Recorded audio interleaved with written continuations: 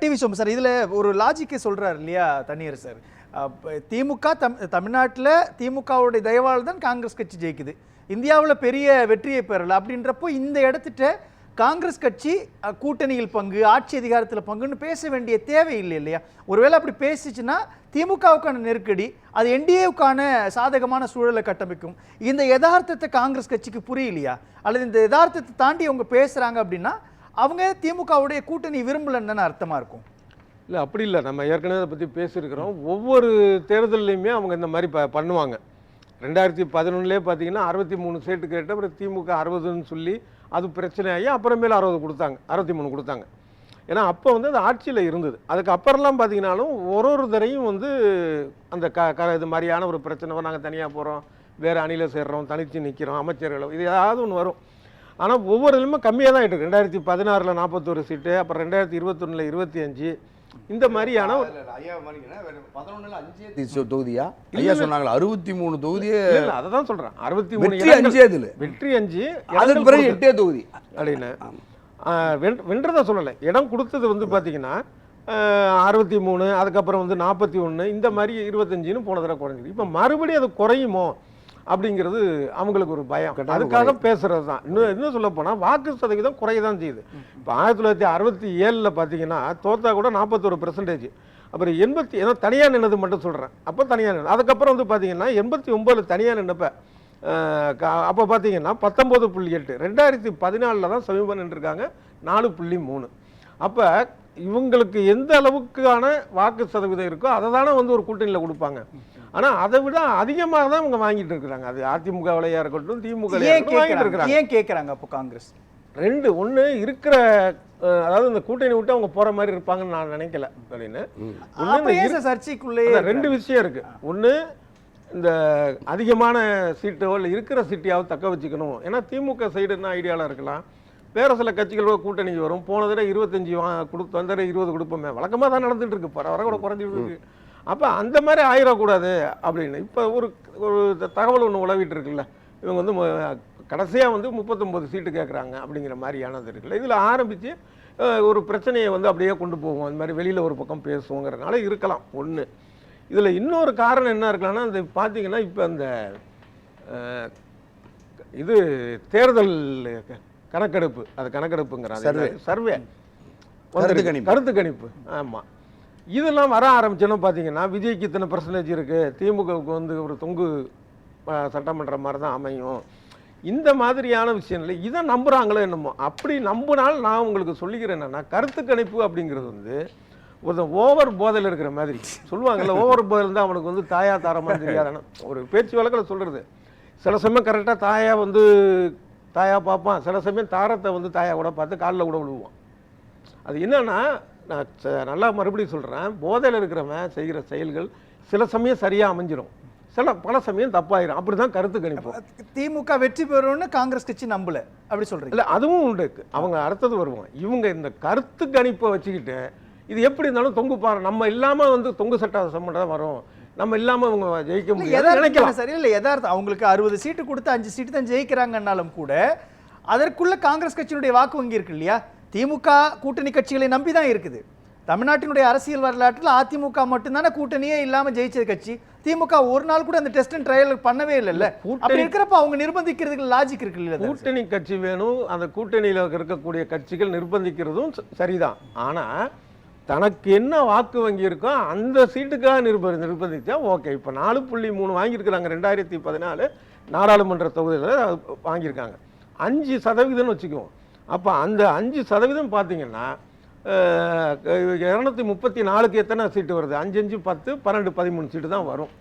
அதான் அது கொடுக்க வேண்டிய அளவு. அதான் இல்ல, நான் காங்கிரஸ் கட்சியுடைய மனநிலை பாருங்க. தமிழ்நாடு மட்டும் அவங்க பார்க்க முடியாது. சோமையா சொல்ற மாதிரி 10 15 இருக்காங்க. இப்ப அப்படிதான் அறிவாளர்கள் சொல்லிட்டாங்க. இல்ல, நீங்க அப்படி சொல்றீங்க சார். ஆனா இதுல இன்னொரு புள்ளியை பார்க்கும் இல்லையா காங்கிரஸ் கட்சி? கேரளாவில் விஜயோட செல்வாக்கு, பாண்டிச்சேரியில் விஜயோட செல்வாக்கு, தமிழ்நாட்டுல விஜயோட செல்வாக்கு. இந்த கால்குலேஷனுக்குள்ள அவங்க போவாங்கல்ல.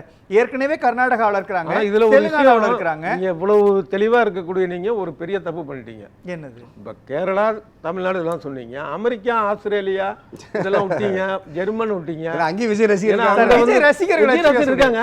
சார், அங்க சிறுபான்மையினர் தானே சார் விஜயோட ரசிகர்கள். அப்ப சிறுபான்மையினருக்குன்னு ஒரு வாக்கு வங்கி டிவி இருக்காங்க. சார், அவங்க நீங்க சொல்ற விஜய் logic நீங்க இல்ல, இல்ல, அவங்க தளபதியை சொல்ற நீங்க வந்து இந்த அளவுக்கு நகைச்சுவை apart from the இந்தியாவுக்கு comedy மட்டும் சார், சொல்றீங்க. டிவி சார், இது எல்லாம் நகைச்சுவைக்கு அப்பாற்பட்டு நம்ம பார்க்கிறப்போ கணிசமான விஜயோட ரசிகர்கள் கேரளாவில் இருக்கிறாங்கல்ல, அதாவது பாண்டிச்சேரியில் இருக்கிறாங்கல்ல. விஜய்க்கான ஒரு அரசியல் ரசிகர்கள் அரசியல் வாக்கா வரும்னு நினைக்கிறதே நகைச்சுவை தான். அதை தாண்டினால நினைச்சு சரி பார்க்க சார், நான் முடியல. இப்படி கேட்கிறேனே, வாய்ப்பே இல்ல. கர்நாடகாவில் எப்படி காங்கிரஸ் கட்சி ஜெயிக்குது, தெலுங்கானாவில் எப்படி காங்கிரஸ் கட்சி ஜெயிச்சது? இல்ல அங்க ஏன் பிராந்திய விஜய் கட்சிகள் இல்ல. இல்ல ஆச்சரியமா இருக்கு. விஜய் அங்க போய் வாக்கு இல்ல நான் சேகரிக்க அதுக்குள்ளலாம் போகலையா? போகல. விஜய் வந்தாலும் தான் ஜெயிச்சதுன்னு நான் போல. டிவி சோமு சார், நான் கேட்கறது கர்நாடகாவில் பாஜகவை எதிர்த்து தானே ஜெயிக்கிறாங்க. பாஜக வெர்சஸ் காங்கிரஸ். தெலுங்கானாவிலையும் அதே ஸ்டேட்டஸ் தான், அவங்க ஸ்டேட்டஸ் கோ தான் ஃபாலோ பண்றாங்க. கேரளாலையும் வந்து ஒரு வலிமையா இப்போ தான் அதே இருக்காங்க. மாதிரி இங்கேயும் நாம தாவேகா கூட சேர்ந்துக்கிட்டு வலிமையாக பாஜகவை எதிர்த்தோம்னா அது வாக்கு வங்கியா மாறும், வெற்றிக்கு வியூகம் அமைக்கும் அப்படின்ற லாஜிக் அவங்க கையில இருக்கு. தெலுங்கானா, கேரளா, இதே மாதிரி ஆந்திரா, அது எல்லாத்துலயும் பாத்தீங்கன்னா காங்கிரஸுக்குன்னு தனிப்பட்ட வாக்கு வங்கி இங்க இருக்கு. இப்ப இங்க மாதிரி 4.3 வாங்கல அங்க எப்பயும் அவ்வளவு கம்மியான எதிர்க்கட்சியாக இருந்தாலும் கூட இங்க வாங்கினாங்களா 2014 4.3 தனியா நின்று அந்த அளவுக்கு கிடையாது. கேரளால அந்த அளவுக்கு கிடையாது, தோற்றால கூட கிடையாது. அப்ப காங்கிரஸுக்குன்னே அங்க வாக்கு வங்கி இருக்கிறது ஒரு விஷயம். அடுத்தது அமேர கூட்டணி, ரெண்டு விஷயம் இருக்கு. சரி, நான் இந்த இங்க புள்ளியில வரேனே, புரிஞ்சிச்சு எனக்கு. நீங்க காங்கிரஸ் கட்சி வெறும் 4 புள்ளி சம்திங் வைக்க 4% வாக்குன்னு வச்சுக்கோங்களேன். டிவிகா வந்துச்சுன்னா அது ஒரு 4% வாக்கு வாங்குதுன்னு வச்சுக்கலாம். இப்போதைக்கு எதுவும் உறுதிப்படுத்தப்படும். இப்போ 8% வாக்கு. சீமான் ஏற்கனவே ஒரு 8% வாக்கு இருக்கிறார், ஏறக்குறைய 16% வாக்கு. தொங்கு சட்டமன்ற அமையுமே, இது எப்படி விரும்பும் திமுக? அப்போ வந்து வெதர் ரைட் ஆர் ராங், திமுக காங்கிரஸ் கட்சி கூட வச்சுக்கணும் பார்க்கும். இல்ல இது லாஜிக்கே இல்லையே. ஏன்னா இப்ப வந்து நாத்தாக்கா வந்து நாம் தமிழர் கட்சி 8 எவ்வளவு சொல்றீங்க? அவங்க 8%. அவங்க 8% வாங்குறதுனால எப்படி தொங்கு சட்டமன்றம்? சார், ஓட்டு ஏன்னா பிரிவுல இல்ல இல்ல, சார். சொல்லி முடிக்கிறேன். ஆகலையே. இல்ல ஓட்டு வந்து அவங்க தனித்து நிக்கிறதுனால எந்த தொகுதியிலையும் அவங்க ஜெயிக்க போறது இல்ல. ஆமா. அப்ப அவங்க ஒரு 20 சீட்டு வர்றாங்கன்னா தொங்கு சட்டமன்றம்னு சொல்லலாம். சார் இல்ல இப்ப இல்ல தாவேக்கா ஒரு 20 சீட்டு வருதுன்னா தொங்கு சட்டமன்றம்னு சொல்லலாம். இப்ப நீங்க நாம் தமிழர் கட்சிக்கும் தொங்கு சட்டமன்றத்துக்கு இன்னும் சொல்ல போனா நாம் தமிழர் கட்சிக்கும் சட்டமன்றத்துக்கும் சம்பந்தமே கிடையாது. இல்ல நான் கேக்குறது அது வந்து வாக்குகள் அது சிதறும் இன்னும் இல்லையா? 10 விழுக்காடே இல்ல, வாங்கலாம். வாக்குகள் சிதறும் இல்லையா டிவி சோமு சார்? வாக்குகள் சிதறும், நீங்க- எல்லாருக்கும் நெருக்கடி இல்ல, ஒரு உருவாகும். விஷயம் நீங்க தயவுசெய்து புரிஞ்சுங்க.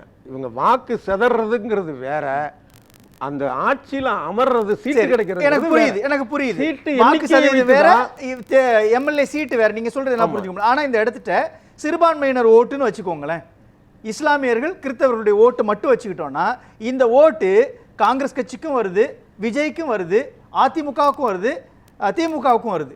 4 பக்கமும் அது ஸ்பிளிட் ஆச்சுன்னா வெற்றி எப்படி நம்ம உறுதிப்படுத்த முடியும்? திமுகவுக்கு மட்டுமே டோக்கனா போயிட்டு இருந்த வாக்குகள் சிதறுது அப்படின்னா அப்படி நம்ம எப்படி களம் மாறும் இல்லையா? இப்ப சில பேர் சொல்ற இந்த கணக்கு எப்படின்னு எனக்கு புரியல. ஏன்னா சிறுபான்மையினர் வந்து திமுகவுக்கும் ஆதரவான ஆட்கள் கணிசமானவங்க இருக்கிறாங்க. அதே மாதிரி பார்த்தா இது பாஜக கூட கூட்டணி வைத்தும் கூட சிறுபான்மையினர் ஒரு சில கொஞ்சம் குறைஞ்சிருக்கலாம், இருக்கிறாங்க அப்படின்னு. ஆக அந்த சிறுபான்மையினங்கிறது மற்ற எல்லாரையும் போல தான் கலந்து தான் இருக்கே தவிர சிறுபான்மையினர் அப்படினால காங்கிரஸுக்கு போடுவாங்க அப்படிங்கிற மாதிரியான ஒரு விஷயம். அப்படிதானே ஒரு பிம்பத்தை இன்னும் சொல்ல திமுக போனா கட்டுது. விடுதலை சிறுத்தைகள் கட்சிக்கு சிறுபான்மையினருடைய ஆதரவுங்கிறது கணிசமா இருக்கு. அவங்களுக்கு வர வாக்குல வெறும் அவங்களுடைய ஒரு பட்டியலினத்தவருடைய வாக்கு, அதிலும் குறிப்பிட்ட சமூகத்தினர் வாக்குன்னு நம்ம சொல்லிட முடியாது. அதுலயும் சிறுபான்மையுடைய வாக்கு இருக்கு. இப்போ இதுக்கு முன்னாடி வர பேசினது எல்லாமே அவங்க சொல்றது எல்லாமே 20% சிறுபான்மையினருடைய வாக்கு முழுக்க முழுக்க திமுக இந்தியா கூட்டணிக்கு வந்துருது. அப்போ அதிமுகவினுடைய என்டிஏ கூட்டணி களத்துக்கு வரும்பொழுது 20% வாக்குகள் குறைவாக தான் அவங்க களத்துக்குள்ளே வராங்க. அப்படின்றப்போ 80-80ன்னு வரும்பொழுது ஏற்கனவே அந்த 20% அங்கே வந்ததுனால இயல்பாகவே திமுக கூட்டணி ஜெயிக்குது. அப்போ அந்த இடத்துல வந்து இவங்க மைக்ரோ லெவலில் அடிக்கிறாங்க அப்படின்னா நாத்தாக்கா, அதே மாதிரி தாவேக்கா, காங்கிரஸ், மற்ற கட்சிகள், அதிமுக, இந்த கட்சிகள்லாம் வந்து சிறுபான்மையினர் வாக்குகளை பிரிச்சுக்கிட்டாங்கன்னா வெற்றின்றது உறுதிப்படுத்தப்படாதான் மாறும் இல்லையா திமுகவுக்கு? இன்னும் என்னன்னா நம்ம 20%ங்கிறப்போ ஒரு பெரிய விஷயமா தோணும். சிம்பிளான விஷயம் மறுபடியும் சொல்றது 4.3. அந்த 4.3 வந்து பதிலாக ஆல்டர்னேட்டிவ் பார்க்கணும். இப்போ திமுக வந்ததுலேருந்து காங்கிரஸ் போயிடுச்சுன்னா இந்த 4.3க்கு பதிலாக ஆல்டர்னேட்டிவ் பார்க்கணும் அப்படின்னா இப்போ சார் சொன்ன மாதிரி அந்தந்த பகுதியில் இருக்கக்கூடிய செல்வாக்கான அமைப்புகள், தேர்தலில் நின்ன அமைப்பாக இருந்தாலும் சரி, நிற்காத அமைப்பாக இருந்தாலும் சரி, அந்த மாதிரியான ஒரு விஷயங்கள் இல்ல, அரசியலுக்கு வராத ஆளுமைகளே இருக்கட்டுமே, அந்த மாதிரியான இருக்கட்டும். பஞ்சாயத்துல இதை தவிர இப்ப இதுல இல்லாத இருக்கு தேமுதிக உதாரணமா சொல்றேன். அந்த மாதிரியான விஷயம் இப்படி காங்கிரஸ் இல்ல. இன்னொரு விஷயம் என்னன்னா, நம்ம இவ்வளவு விவாதிக்கிறோம், ஆனா திமுக கூட்டணியிலிருந்து காங்கிரஸை கலட்டி விடுறதுக்காக திமுக உடைய பெண்ணே வேலை பார்க்கணும்னு நான் சந்தேகப்படுற அளவுல இருக்கு. இவங்க போனா போதும்பா காங்கிரஸ் கட்சி. ஆமா, இது சுமையா தான் கருதுறாங்க. அப்படி இல்ல சொல்றேன், அந்த அளவுக்கு தான் இருக்கே தவிர எதுக்காக அந்த சீட் அதிகமா கேக்குறாங்க. அதான் சொன்ன தகுதிக்கு நீங்க 20% வாக்கு வச்சிருந்தீங்கன்னா 20% இடம், 10% 10% இப்படி இருக்கலாம். நீங்க 4.3 வச்சுக்கிட்டு நீங்க 60 சீட்டு வேணும்னு கேட்டீங்கன்னா அது எப்படி? அது அது மட்டும் இல்ல, அது எல்லாமே ஐயா 25 தொகுதி வாங்கினாங்கல்ல சென்ற இதுல, இப்ப வெற்றி பெற்றது எத்தனை நினைக்கிறீங்க? வெறும் 18. சார் இல்ல, இது அரசியல்ல ஒரு கருத்து இருக்கும் இல்லையா? மத்தியில கூட்டணியில ஆட்சி செய்யறப்போ அவ்வளவு அமைச்சர்கள் வாங்குறீங்க நீங்க, அப்ப நீங்க ஏன் இதை பத்தி பேச மாட்டேன்றீங்க? அப்ப நீங்க வெற்றி பெற்றுட்டு நீங்க இயல்பா இருந்துட்டு போகலாமே அப்படின்ற கருத்தை காங்கிரஸ் அரசியல்ல யாருங்க பாக்குறோம்? முதல் நாள் பாஜக அமைச்சரவையில் இருந்தாங்க, முரசொலி மாதிரிலாம் இருந்தப்ப மறுநாள் கலட்டிட்டு வந்துட்டாங்க. இது இன்னும் திமுகன்னு இல்ல, எல்லா கட்சியும் அவங்க கேக்குறாங்க. அவங்க கிளைம் எல்லாம் கிடையவே கிடையாது. இல்ல, அவங்க கேக்குற கிளைம் என்னன்னா, நாங்க காங்கிரஸ் கட்சி மத்தியில் ஆட்சி செய்யறப்போ உங்களுக்கு அவ்வளவு முக்கியமான இலாக்கள் கொடுத்தோம், அப்ப நீங்க இருக்கிறப்போ ஒரு அமைச்சரவையில ஒரு இடம் கொடுக்கறதுல உங்களுக்கு என்ன ப்ராப்ளம்? வாங்கி இருக்கணும் நிர்பந்தப்படுத்தினா 2006ல மைனாரிட்டி கவர்மெண்டா திமுக இருந்தப்போ வாங்கி இருக்கணும், அவ்வளவுதான்.